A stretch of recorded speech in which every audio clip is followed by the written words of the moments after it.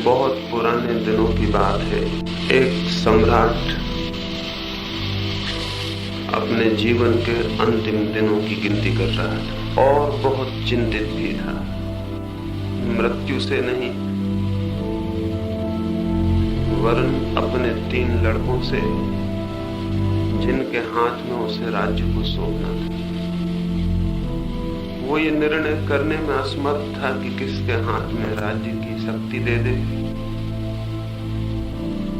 क्योंकि शक्ति केवल उन हाथों में ही शुभ होती है जो शांत हों। और ये निर्णय बहुत कठिन था कि उन तीनों में शांत कौन है।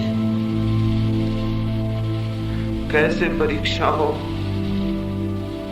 कैसे जाना जा सके कि कौन व्यक्ति उस राज्य के हित में होगा, कौन अहित में। कुछ चीजें होती हैं जो बाहर से नापी जा सकती हैं, लेकिन जीवन में जो भी महत्वपूर्ण है उसे नापने के लिए न कोई बांट है, न कोई तराजू। कुछ चीजें हैं जो बाहर से पहचानी जा सकती हैं, लेकिन जीवन में जो भी महत्वपूर्ण है उसे बाहर से पहचानने का भी कोई उपाय नहीं है। कैसे पहचाना जा सके, कैसे जाना जा सके, क्या रास्ता हो, उस सम्राट ने एक फकीर से पूछा। उस फकीर ने कोई रास्ता बताया और दूसरे दिन सुबह उसने तीनों अपने बेटों को बुलाया और उन्हें 100 रुपए दिए और कहा कि 3 जो महल हैं उन तीनों के नाम ये 100 रुपए मैं देता हूँ। 100 रुपए में ऐसी चीजें खरीदना कि पूरा महल भर जाए, कुछ जगह खाली ना बचे। जो तीनों में सर्वाधिक सफल हो जाएगा वही सम्राट बनेगा, वही राज्य का अधिकारी हो जाएगा। कुल 100 रुपए और महल उन राजकुमारों के बहुत बड़े थे। पहले राजकुमार ने सोचा 100 रुपए से क्या भरा जा सकेगा। वो गया जुआ घर में और 100 रुपए उसने दांव पर लगाए। हो सकता है जुए में जीत सके तो फिर बहुत रुपयों से उस बड़े महल को भर ले, क्योंकि महल बहुत बड़ा था, 100 रुपए में भरा नहीं जा सकता। लेकिन जैसा कि अक्सर होता है, जो बहुत खोजने जुए में जाते हैं वो भी खोकर लौट आते हैं जो उनके पास था। वैसे ही वो युवा भी 100 रुपए खोकर घर वापस लौट आया। उसका महल बिल्कुल खाली रह गया। दूसरे राजकुमार ने सोचा कि 100 रुपए बहुत थोड़े हैं, इतना बड़ा महल हीरे जवाहरातों से तो भरा नहीं जा सकता। एक ही रास्ता है कि गांव का जो कूड़ा कचरा बाहर फेंका जाता है उसे खरीद लिया जाए और महल भर दिया जाए। गांव से जो भी कूड़ा कचरा बाहर जाता सब उसने खरीदना शुरू कर दिया और महल में कूड़े करकट के ढेर लगा दिए। सारा महल भर गया, लेकिन साथ ही दुर्गंध भी भर गई। उस रास्ते से निकलना भी मुश्किल हो गया। तीसरे राजकुमार ने भी महल भरा।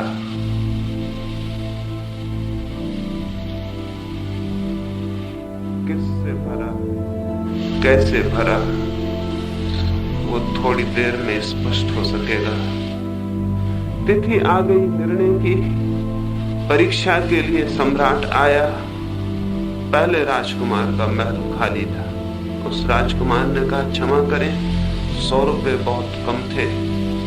सोचा मैंने जुआ खेलूं, शायद और जीत जाऊं तो फिर महल को भरूं। मैं हार गया, महल खाली। दूसरे राजकुमार के महल के पास जाके तो घबराहट हो गई। इतनी बदबू थी, सारा महल पूरे करकट से, गंदगी से भरा था। उस राजकुमार ने कहा कोई और रास्ता न था, सिर्फ कचरा ही खरीदा जा सकता था। 100 रुपए में और क्या मिल सकता है। फिर सम्राट तीसरे राजकुमार के महल के पास गया। देखकर दंग रह गए परीक्षार्थी। जो निर्णायक थे देखकर आश्चर्य से भर गए। इतनी सुगंध थी उस महल के पास। फिर वे भीतर गए। रात थी अमावस की। सारे महल में दिए जलाए गए थे। राजा ने पूछा, तूने महल किस चीज से भरा है? उस राजकुमार ने कहा, प्रकाश से, आलोक से। कोने कोने में दिए जले थे। सारा महल प्रकाश से भरा था और सुगंधियां छिड़की गई थी और महल के द्वार द्वार, खिड़की खिड़की पर फूल लटकाए गए। वो महल सुगंध से और प्रकाश से भरा था। तीसरा राजकुमार सम्राट हो गया। वो उस राज्य का अधिकारी हो गया। हम में से बहुत ही मुश्किल है कोई जीवन का सम्राट हो सके, क्योंकि या तो हमने जीवन को दांव पर लगा रखा है और हर दांव इस आशा में कि कुछ मिलेगा तो फिर हम जी लेंगे, और जैसा कि दांव पर होता है हम हारते ही चले जाते हैं और जीवन का महल अंततः सूना ही रह जाता है। और या फिर हम में से कुछ ने पूरे करकट से महल को भरने की ठान ली है।